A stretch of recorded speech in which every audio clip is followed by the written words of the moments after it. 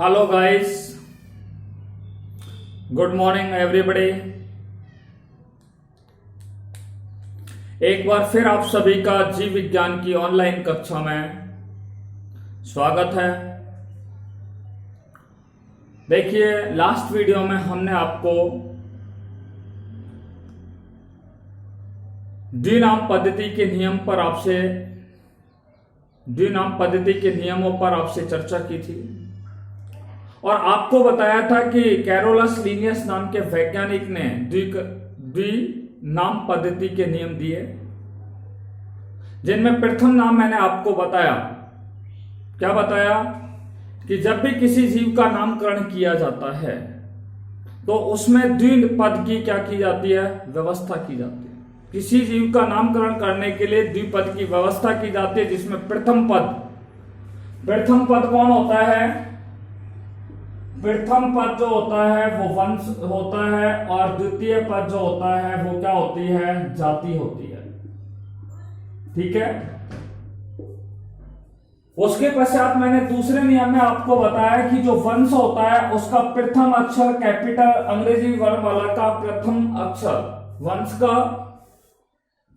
वंश जो होता है उसका प्रथम अक्षर अंग्रेजी वर्णमाला के कैपिटल लेटर्स में लिखा जाता है, तथा जाति के सभी अक्षरों को कैसे लिखा जाता है?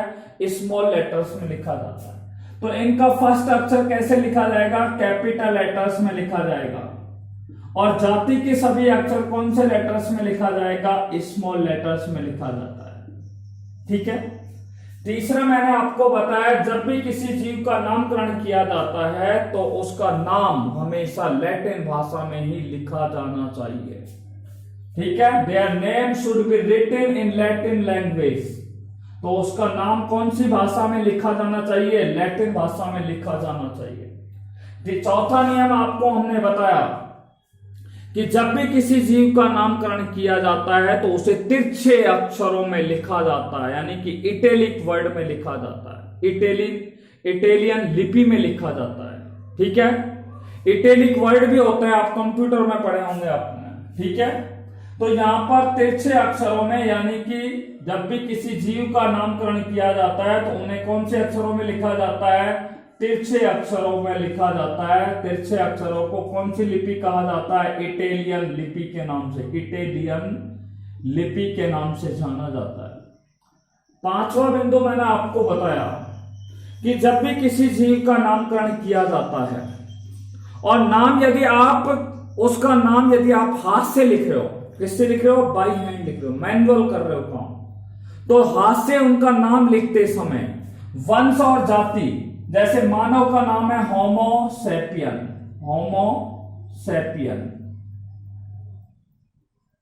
ठीक है।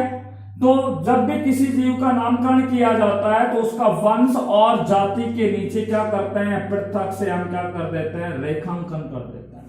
ठीक है।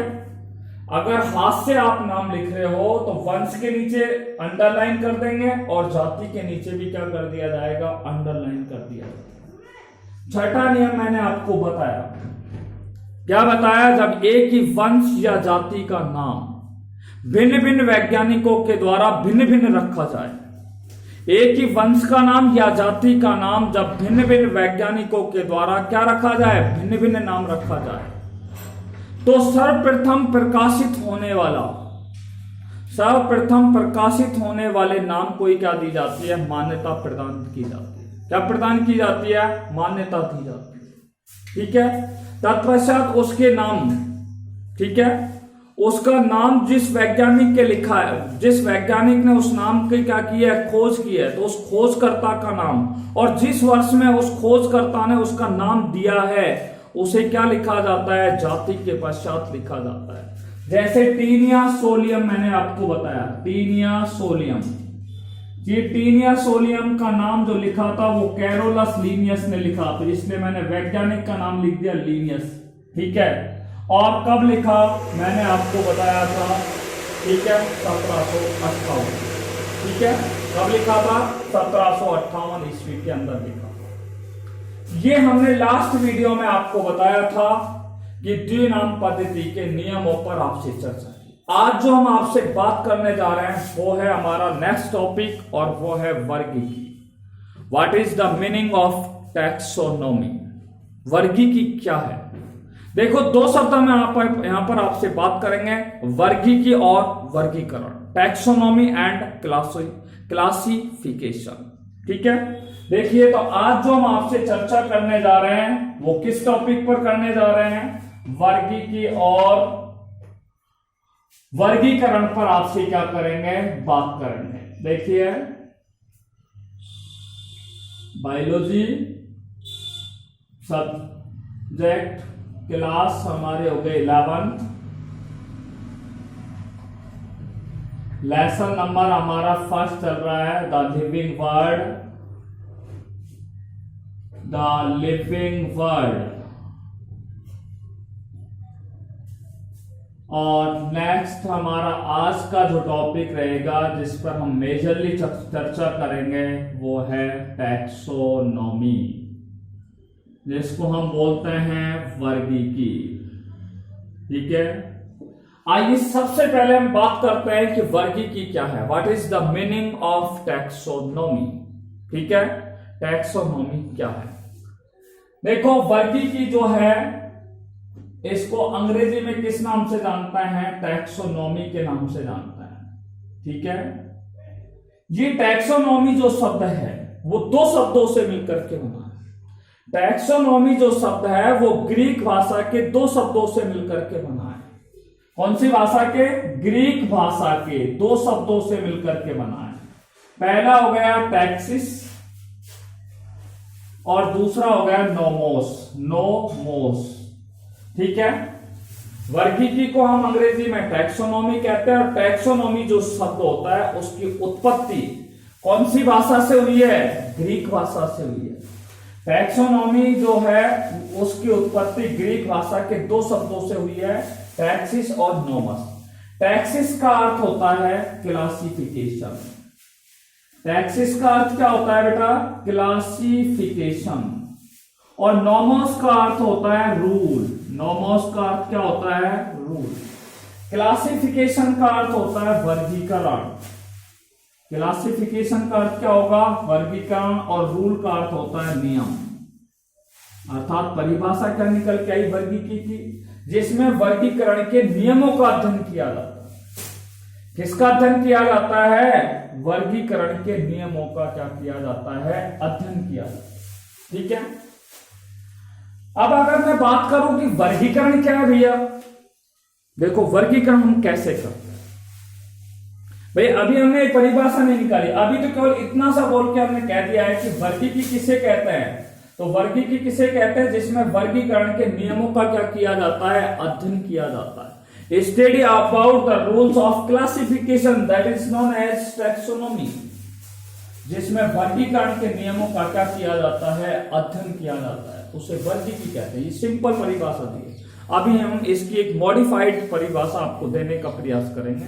आगे देखिए किस तरीके से निकालते। तो सबसे पहले हम बात कर रहे हैं वर्गीकरण क्या है।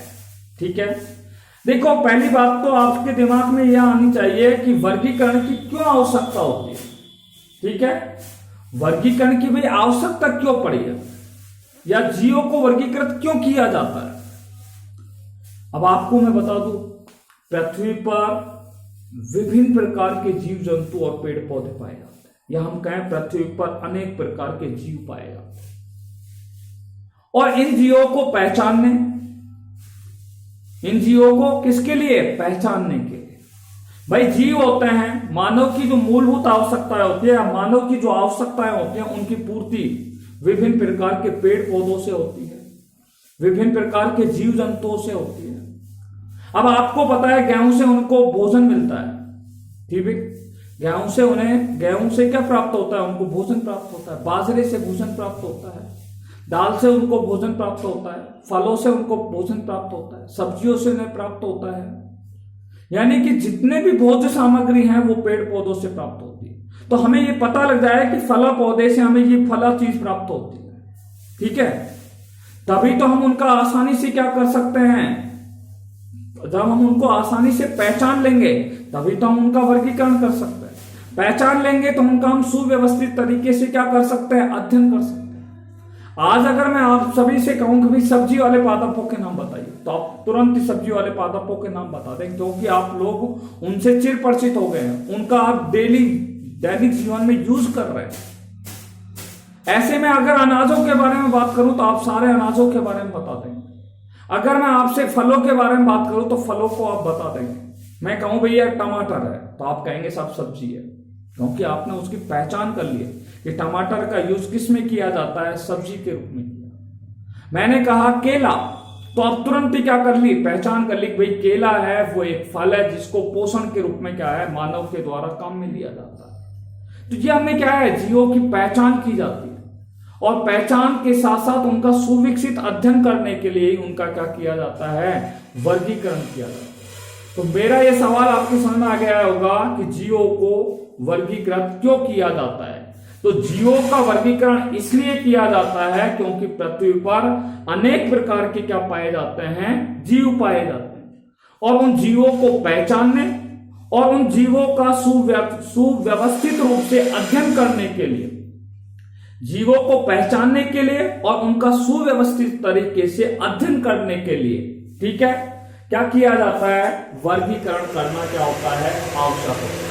वर्गीकरण करना क्या होता है, आवश्यक होता है। ठीक है, तो ये तो आपको पता लग गया वर्गीकरण, कि वर्गीकरण की आवश्यकता क्या है।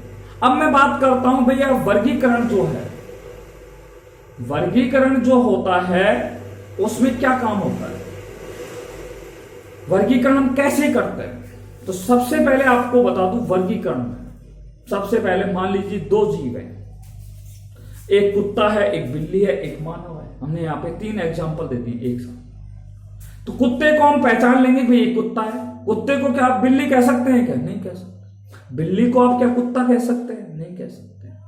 मानव को आप क्या कहेंगे, मानव ही कहेंगे, कहेंगे नहीं कहेंगे, क्योंकि आप उसकी आसानी से पहचान कर चुके हो।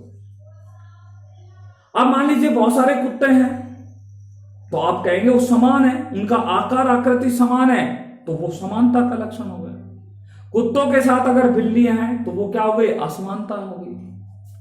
इसलिए जीवों को समानता के आधार पर और असमानता के आधार पर, ठीक है, जीवों का जो हम बांटते हैं वो किस आधार पर बांटते हैं, समानता के आधार पर। भाई कुत्ते कुत्ते इधर होंगे, बिल्लियां इधर होंगी, मनुष्य इधर होंगे, गाय भैंस इधर होंगे, तो उनको हमने क्या कर दिया है, समानता के आधार पर वर्गीकरण किया। असमान है उनको हमने अलग कर दिया, समान है उनको एक जगह रख दिया। तो जीवों को समानता और असमानता के आधार पर विभक्त करने की क्रिया को या बांटने की क्रिया को क्या कहते हैं, वर्गीकरण कहते हैं। और वर्गीकरण में आपने क्या काम किया, सबसे पहले जीव को क्या किया है, उसका पहचान की है। जीवों की क्या की है, सबसे पहले पहचान की है। पहचान के बाद आपने क्या किया बताइए मुझे, दूसरा करैक्टर जो आपने लिया है वो उनका क्या किया है, आपने उनके लक्षणों का अध्ययन किया कि भाई कुत्तों के ये लक्षण होते हैं, बिल्लियों के ये लक्षण होता है, मानव के ये लक्षण होते हैं। तो ये आपने उनका क्या कर लिया भैया, उनकी पहचान करने के बाद उनके लक्षणों को आपको जानकारी कि उनके लक्षण किस प्रकार के होते हैं, और उसके बाद आपने उनको क्या दिया है, नाम दिया है। तो 3 काम किया है। कौन से काम किए हैं, 3 काम किए हैं। वर्गीकरण में आपने 3 काम कर दिए कि जीव की सबसे पहले आपने क्या कर दी, पहचान कर दी। फिर दूसरा काम क्या किया, उनके लक्षणों के बारे में आपने बता दिया कि उनके लक्षण क्या है। तीसरा क्या है, उनका क्या कर दिया, आपने नामकरण कर दिया। और ये 3 काम कर दिया, इसका मतलब आपने उनका क्या कर दिया है, वर्गीकरण कर दिया। क्या कर दिया, उनका वर्गीकरण। तो परिभाषा क्या हुई है वर्गी की। अब आप आगे देखिए कि वर्गीकरण क्या है, ये एक जीव विज्ञान की क्या है, शाखा है। वर्गी की किसकी शाखा है, जीव विज्ञान की शाखा है। तो जीव विज्ञान की वह शाखा, वर्गी की किसकी शाखा है, जीव विज्ञान की शाखा है। तो हम क्या कहेंगे, जीव विज्ञान की वह शाखा जिसके अंतर्गत, ठीक है, जिसके अंतर्गत जीवों की पहचान, ठीक है, जीवों की पहचान, लक्षण, नामकरण, वह वर्गीकरण का जो आधार और वर्गीकरण के नियमों का क्या किया जाता है, अध्ययन किया जाता है, उसे क्या कहते हैं, वर्गीकी कहते हैं। एक बार फिर सुनिएगा वर्गीकी की परिभाषा कि जीव विज्ञान की वह शाखा, जीव विज्ञान की वह शाखा जिसके अंतर्गत, जीव विज्ञान की वह शाखा जिसके अंतर्गत जीवों की पहचान, उनके लक्षण, उनका नामकरण एवं वर्गीकरण का आधार, क्या किस आधार पे आपने उनका वर्गीकरण किया है, तथा वर्गीकरण के नियमों का जो अध्ययन किया जाता है उसे क्या कहते हैं, वर्गीकी कहा जाता है। ठीक है, जीव विज्ञान की वह शाखा जिसमें जीवों की पहचान, नामकरण, वर्गीकरण का आधार व वर्गीकरण के नियमों का जो अध्ययन किया जाता है उसे क्या कहा जाता है, वर्गीकी कहा जाता है। The branch of biology in which studied about the identification, nomenclature and the base of classification and the rules of classification is studied a organism that is known as taxonomy। या हम कह सकते हैं जीव विज्ञान की वह शाखा जिसमें जीवों की पहचान, नामकरण व वर्गीकरण के आधार व उनके नियमों का अध्ययन किया जाता है उसे वर्गीकी कहा जाता है।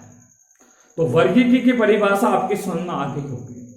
ठीक है, देखिए ये वर्गीकी शब्द का प्रयोग सबसे पहले एक वैज्ञानिक हुए थे। आपसे पूछा जाए कि भाई टैक्सोनॉमी शब्द का प्रयोग सबसे पहले किसने किया, जैसे हमने आपको जब पहला लेक्चरर आपको दिया तो हमने आपको बोला कि बायोलॉजी शब्द का प्रयोग सबसे पहले किसने किया, तो हमने आपको क्या बोला कि भैया बायोलॉजी शब्द का सबसे पहले प्रयोग जो किया गया वो लामार्क और ट्रेविरेनस नामक वैज्ञानिक ने 1802 में किया।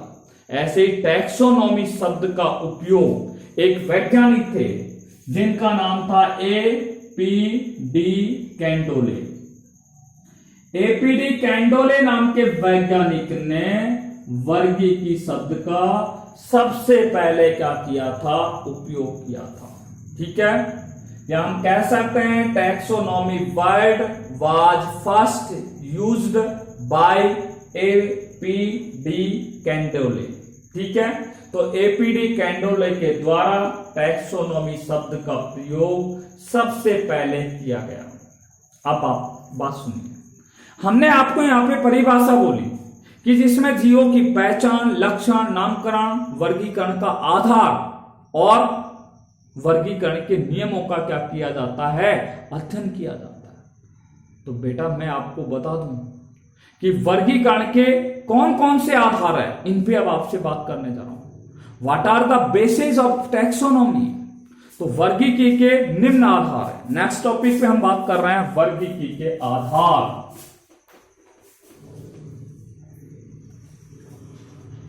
देखिए वर्गीकी के आधार पर आपसे बात करने जा रहे हैं वर्गीकी के आधार, बेस ऑफ टैक्सोनॉमी।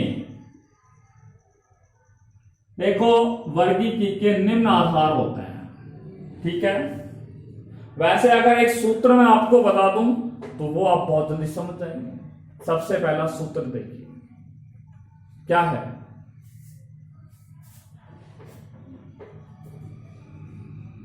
देखिए वर्गीकी के मुख्य रूप से 4 आधार होते हैं। कितने आधार होते हैं, 4। सूत्र के आधार पे बता रहा हूं, IC, देखिए मैंने किसको देखा, ICNC,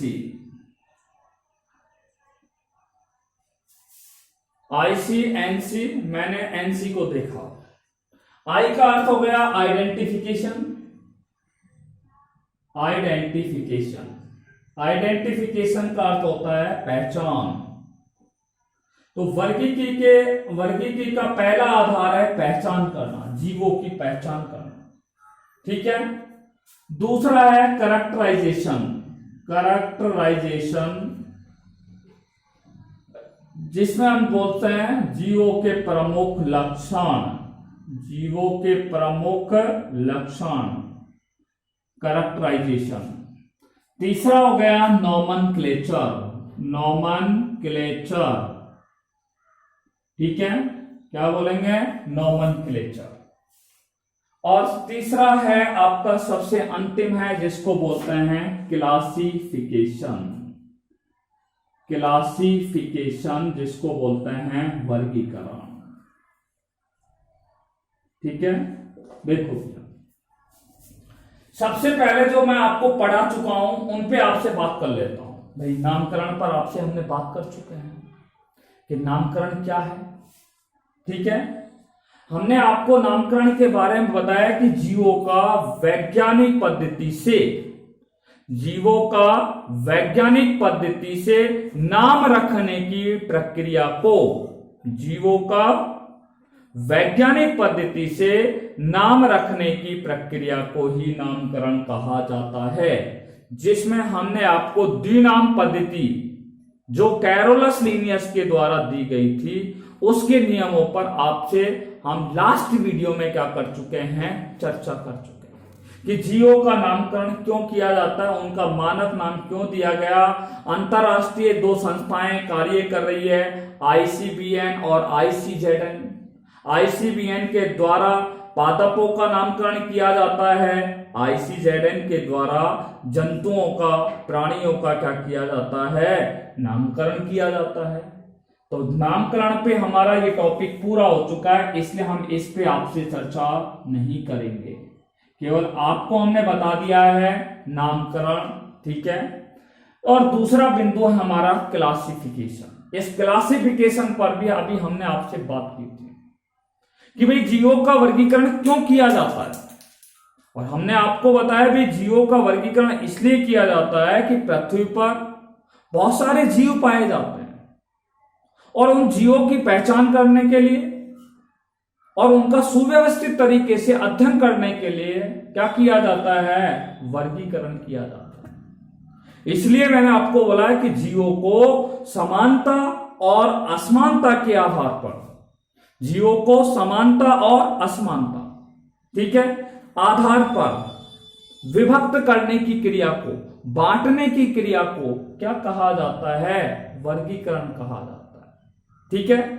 ये ऐसी पद्धति होती है जिसमें जीवों को समानता के आधार पर और असमानता के आधार पर क्या किया जाता है, विभक्त किया जाता है, उसे वर्गीकरण कहते हैं। अब आप देखिए, ध्यान से सुनिएगा।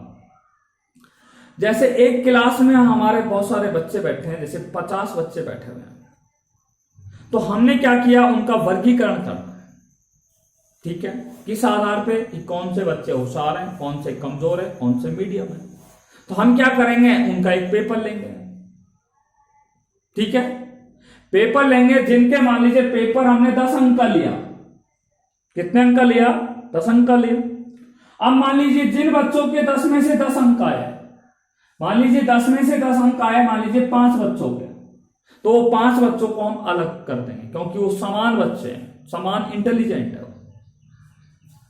9 नंबर मान लीजिए 15 बच्चों के आए, तो उन 15 बच्चों को हम अलग बैठा देंगे। तो अब देखिए दोनों में क्या हो गई, विभिन्नता हो गई, ये समान है, ये भी समान है, परंतु एक अंक का अंतर होने के कारण यहां पर क्या हो गई है, इन बच्चों के अंदर 5 और 15 बच्चों के अंदर क्या आ गई है, भिन्नता आ गई। इसलिए मैंने क्या बोला, जीवों को समानता और असमानता के आधार पर, जीवों को समानता और असमानता के आधार पर विभक्त करने की क्रिया को ही क्या कहा जाता है, वर्गीकरण कहा जाता है।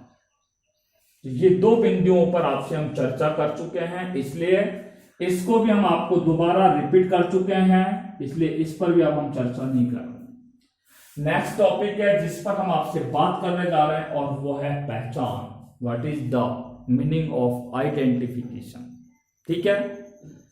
देखिए जीवों की पहचान क्यों की जाती है, इसके लिए बहुत ही इंपॉर्टेंट बात है।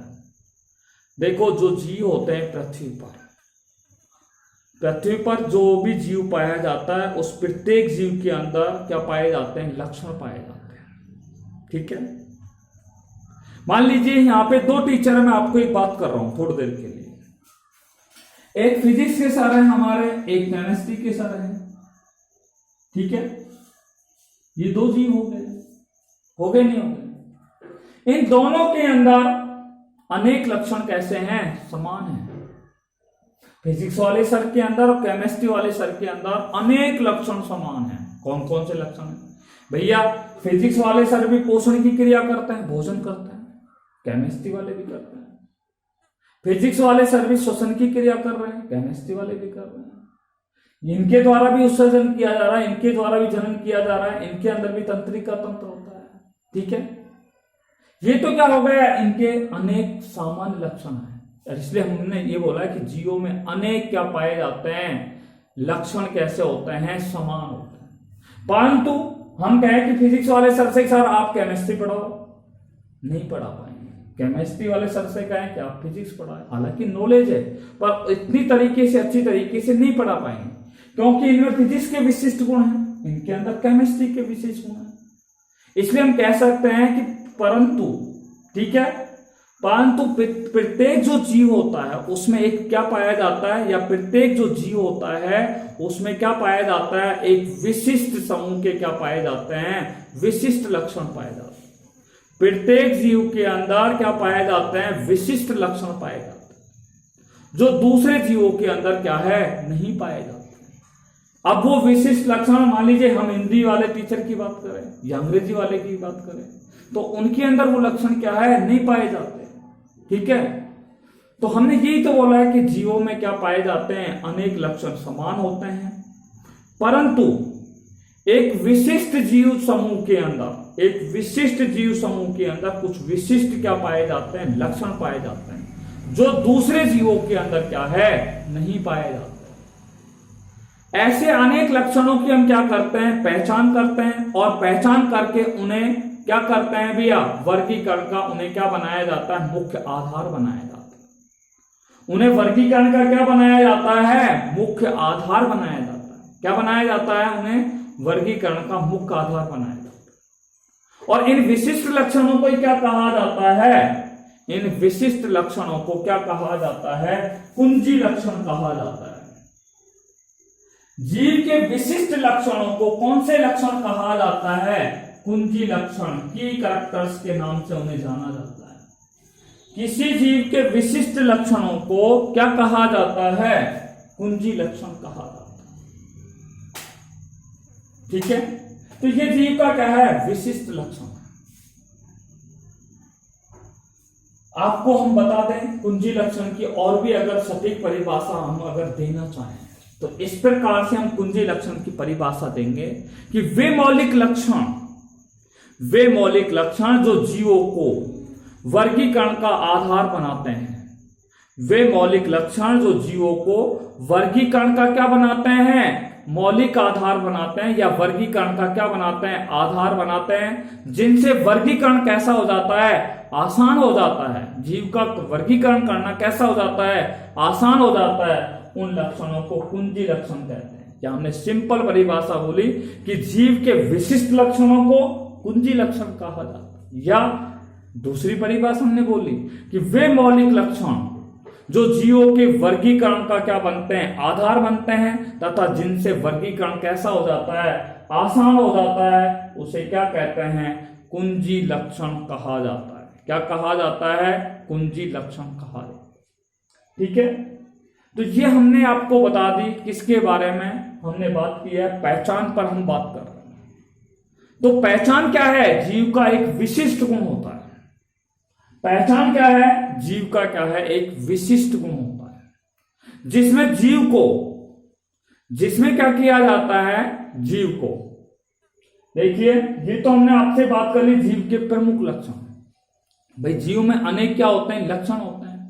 ये अभी हमने जो बात की है वो जीव के प्रमुख लक्षणों पर आपसे बात की थी कि जीव में अनेक लक्षण होते हैं, और एक विशिष्ट लक्षण जो होता है वही दूसरे जीवों से उस जीव को क्या कर देता है? अलग कर देता है।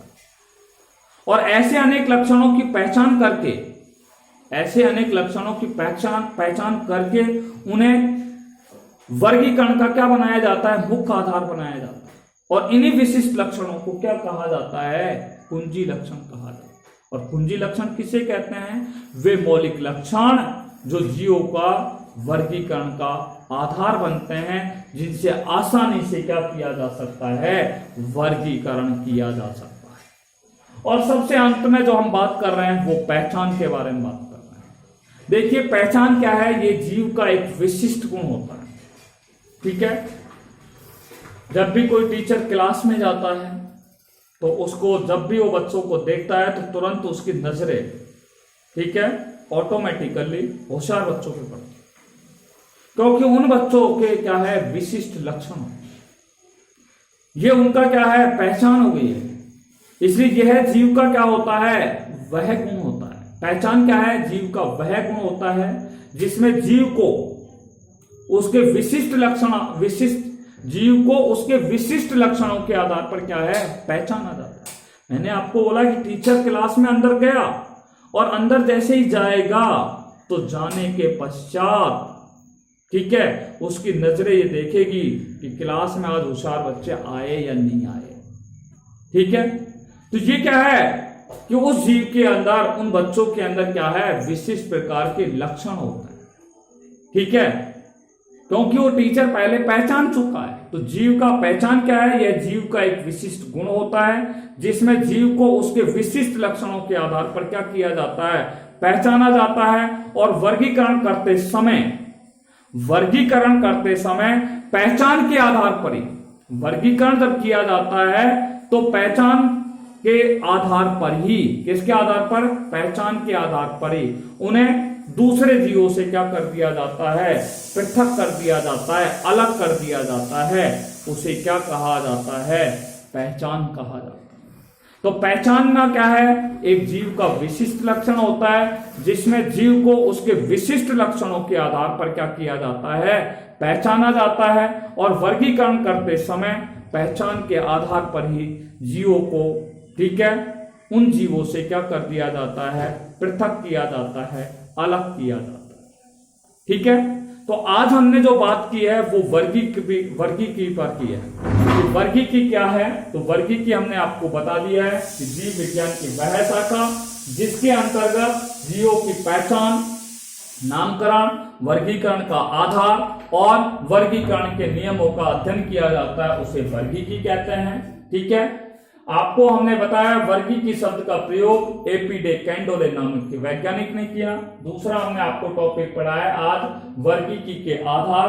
वर्गीकी के 4 प्रमुख आधार है: पहचानना, जीवों के प्रमुख लक्षण, तीसरा है नामकरण और चौथा है वर्गीकरण, ठीक है। और इन चारों पॉइंटों पर हमने बारी बारी से आपसे क्या कर लिया है? चर्चा कर ली। देखिए नेक्स्ट वीडियो में हम बहुत ही इंटरेस्टिंग टॉपिक के साथ आपसे बात करेंगे, ठीक है।